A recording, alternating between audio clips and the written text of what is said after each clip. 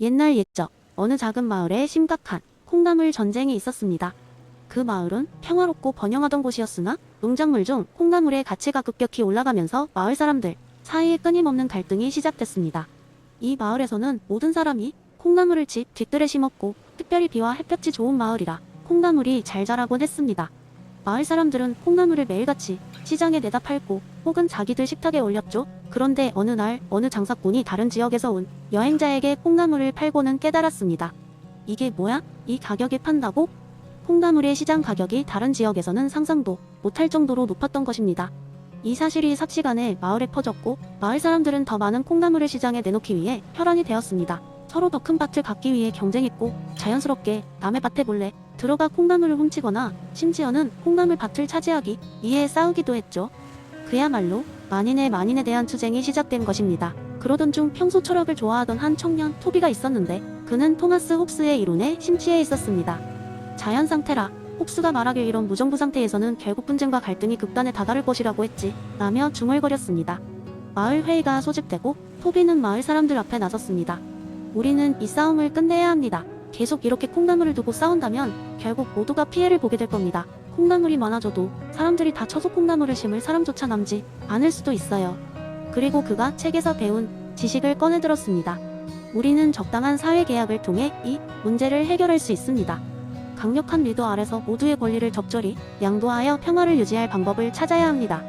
콩나물위원회를 만들고 모두가 공평하게 콩나물을 나눌 수 있도록 하죠. 그리고 자치 정부를 세워 콩나물의 배분과 판매에 관련된 규칙을 만들고 이를 따르지 않는 사람에게는 엄격한 벌칙을 정해야 합니다.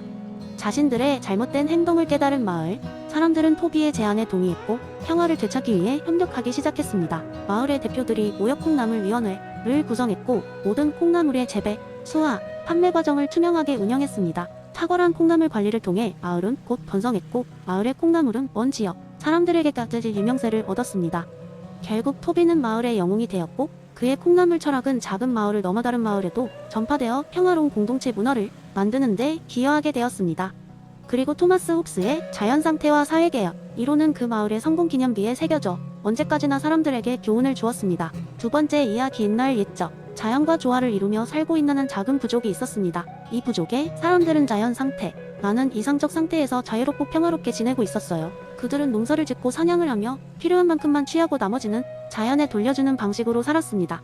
부족 사람들은 이 생활 방식을 통해 평등을 누리며 서로를 존중했죠.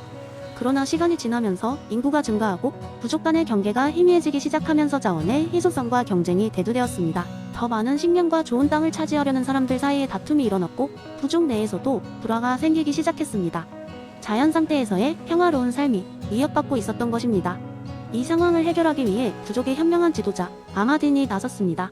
그는 루소의 저서 사회계약론을 기억하며 사람들에게 설득했습니다. 우리는 이대로 흩어져 갈등 속에서 살 것인가 아니면 새로운 방법을 모색할 것인가. 아마딘은 사람들에게 사회계약의 개념을 설명하며 개인들이 서로의 자유와 권리를 보장받기 위해 공동체를 형성해야 한다고 강조했습니다. 사람들은 처음에는 망설였습니다. 그들은 자연의 방식에 익숙해져 있었고 새로운 제안에 대한 불안감이 존재했습니다. 그러나 아마딘은 그들에게 사회계약을 통해 위기를 극복하고 진정한 자유를 누릴 수 있다고 설명했습니다. 그는 모든 구성원이 동의할 수 있는 규칙을 만들고 모든 결정은 공동의 이익을 위해 하겠다고 약속했습니다. 결국 부족 사람들은 아마딘의 제안에 동의하며 사회계약을 체결했습니다. 이로써 부족은 새로운 공동체를 형성하게 되었고 모든 사람은 자신의 자유를 지키면서도 서로의 권리를 존중할 수 있게 되었습니다. 부족 내에서는 더 이상 불화가 사라졌고 사람들은 평화롭게 공공의 이익을 위해 협력하며 살게 되었죠. 그러나 재미있는 일이 벌어졌습니다. 특정 시간이 흐르고 사람들이 사회계약의 중요성을 이해하게 되자 생겨난 신뢰와 협력, 그리고 평화는 오히려 자연 상태에서 누리던 것과 같은 조건들을 다시금 제공하게 되었습니다. 사람들은 필요 이상으로 소유하려 하지 않았고 서로의 권리를 심정으로 존중하게 되면서 자연과의 조화로운 삶으로 회귀할 수 있었습니다. 이렇게 그들의 이야기는 끝맺음을 향해 갔습니다. 자연 상태와 사회계약이라는 루소의 이론은 그들에게 시시각각 변하는 환경에서도 어떻게 자유를 지키고 평등을 유지하는지를 가르쳤습니다. 비록 그들은 첨단 사회로 나아가지는 않았지만 그들만의 방식으로 진정한 자유를 실현하며 살게 되었답니다. 이 이야기의 교훈은 자연과 사회의 경계를 넘나들며 인간은 항상 서로 상호 의존적으로 살아가야 한다는 점이었습니다. 세 번째 이야기, 한 번은 마을에 철학자 피터가 살고 있었다. 그는 사람들이 더 나은 세상을 만드는 데 있어 자원과 시간을 어떻게 활용해야 하는지 깊이 고민하는 철학자였다. 피터는 어느 날 효과적 이타주의라는 이론을 소개하기 위해 마을 회관에서 강연을 열었다. 그날 회관에는 다양한 배경을 가진 사람들이 모여들었다. 특히 돈을 벌어들이는 데는 천재적이지만 쓰는 방법에 있어서는 전혀 감각이 없는 헨리, 언제나 시간을 쪼개어 자원봉사를 하지만 정작 효과적인 성과를 얻지는 못하는 마르타, 그리고 지역에 잘나가는 식당 주인이지만 항상 음식 남는 것을 어떻게 할지 고민하는 루시도 그 자리에 있었다. 피터는 강연을 시작했다. 여러분, 우리는 대개 선한 의도로 어떤 행동을 합니다. 하지만 선한 의도가 실제 세상에 긍정적인 변화를 가져오는 것은 아닙니다. 우리는 우리의 자원을 그저 사용하기만 할 것이 아니라 그것이 최대한의 긍정적 영향을 미치는 방식으로 사용해야만 합니다. 그는 이어서 효과적 이타주의의 원리를 설명하며 사람들에게 그들의 시간과 돈을 세상에 가장 큰 영향을 미칠 수 있는 방식으로 사용하라고 조언했다. 그는 사례로 게이츠 부부가 운영하는 자선단체처럼 질병 예방과 같은 분야에 기부하는 것이 어떻게 수백만의 목숨을 구할 수 있는지를 언급했다. 헨리는 그동안 자신이 어떻게 돈을 써왔는지 되짚어보았다.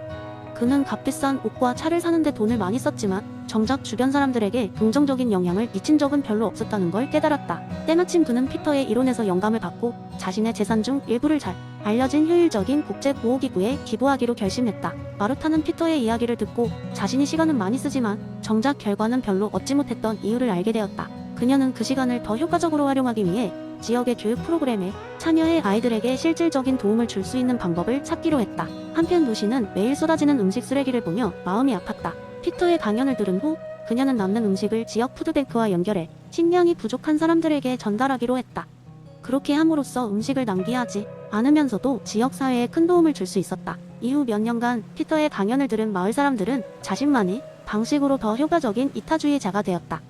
헨리는 기부한 돈이 만들어내는 변화를 보며 진정한 행복과 보람을 느꼈고 마르타는 아이들이 성장하고 발전하는 모습을 보며 큰 만족을 얻었다. 루시의 식당은 지역 사회를 위한 대표적인 친환경 가게로 자리 잡았다. 결과적으로 피터의 효과적 이타주의는 그저 한 사람의 철학적 제안이 아니라 사람들의 행동 방식을 바꿔놓아 그들의 일상과 더 넓게는 주변 환경에 지대한 영향을 미치는 힘 있는 메시지가 되었다. 결국 이 마을은 다른 마을들로부터 큰 존경을 받으며 선구적인 커뮤니티로 자리매김하게 되었다. 피터는 이제 그의 이론이 더 많은 사람들에게 퍼져나가기를 바라며 또 다른 마을로 향할 준비를 했다. 네 번째 이야기, 한적한 마을 카드포드에는 독특한 철학 도서관이 있었습니다. 이 도서관은 겉보기에는 다른 도서관과 다를 바 없는 작은 공간이었지만 그 안에는 특별한 비밀이 숨겨져 있었습니다. 전설에 따르면 이 도서관에서는 책을 읽기만 해도 그 책의 저자가 직접 독자와 대화를 나누는 체험을 할 수 있다고 했습니다. 물론 사람들은 이를 허황된 이야기로 여겼지만 이 도서관의 단골 손님들은 누구보다 그 진가를 잘 알고 있었습니다.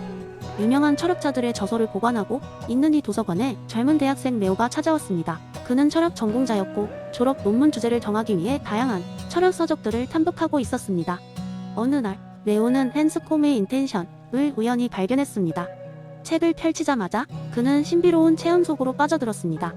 책을 읽는 동안 레오는 어느새 넓은 뜰에 나와 앉아있는 자신을 발견했습니다. 눈앞에는 중년의 여성이 있었고 그녀는 다름 아닌 엘리자베스 앤스콤이었습니다. 그녀는 친절한 미소로 레오에게 인사를 건넸습니다. 의도를 이해하는 것은 꽤 흥미로운 여정이지요? 오늘 어떤 고민을 가지고 있나요? 레오는 조금도 주저하지 않고 질문을 던졌습니다. 그는 의도가 행위에 미치는 영향을 깊이 이해하고자 했습니다. 어떻게 의도가 행위의 의미를 변형하고 도덕적 평가에까지 영향을 미칠 수 있나요? 앤스콤은 한숨을 쉬며 행위는 단순히 시퀀스의 나열이 아니에요. 그것을 이해하려면 그 행위에 수반되는 의도가 무엇인지 알아야 하죠. 예를 들어 누군가가 창문을 깰 때 그것이 사고인지 아니면 구체적인 의도를 가진 행동인지 알아야 그 사람을 이해할 수 있어요. 레오는 이 말을 곱씹으며 고개를 끄덕였습니다. 그는 자신이 전공한 철학적 개념들이 실제 일상 속에서 어떻게 구현되는지를 알 수 있었습니다. 앤스콤은 계속해서 설명했습니다. 의도가 도덕적 평가에 미치는 영향은 대단하죠. 좋은 의도가 나쁜 결과를 초래할 수 있지만 그 의도는 나의 가치와 믿음에 있어서 중요한 요소로 여겨져요. 레오는 갑자기 자신의 일상에서 벌어진 작은 에피소드를 떠올렸습니다. 얼마 전 그는 친구에게 농담을 했고 그 친구는 기분이 상해서 며칠간 그와 연락하지 않았습니다. 레오는 단순히 웃기 위해 한 말이었지만 친구에게 어떤 의도로 다가갔는지가 중요하다는 것을 깨달았습니다. 그러니까 레오는 말을 이었습니다. 단지 좋은 의도를 가졌다는 이유만으로 항상 결과가 정당화되지는 않군요. 앤스콤은 미소를 지으며 고개를 끄덕였습니다. 이그젝틀리. 그렇기 때문에 우리는 의도를 통해 행위를 더 깊이 이해하고 스스로의 도덕적 책임을 자각할 필요가 있죠. 그녀와의 대화는 레오에게 큰 통찰을 주었습니다. 그는 도서관의 자리로 돌아왔고 이제 졸업 논문을 위한 명확한 주제를 정할 수 있었습니다. 그것은 바로 의도와 도덕적 책임의 상관관계였습니다.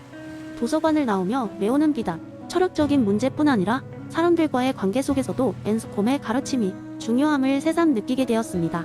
그때부터 그는 말과 행동 속에 숨겨진 의도를 더 깊이 들여다보며 상대방을 이해하려 노력하기 시작했습니다. 카드포드의 도서관은 여전히 그 자리에서 많은 사람들에게 새로운 깨달음을 주고 있었고, 그것은 아마도 앤스콤과 같은 철학자들이 남긴 지혜 덕분인지도 모릅니다.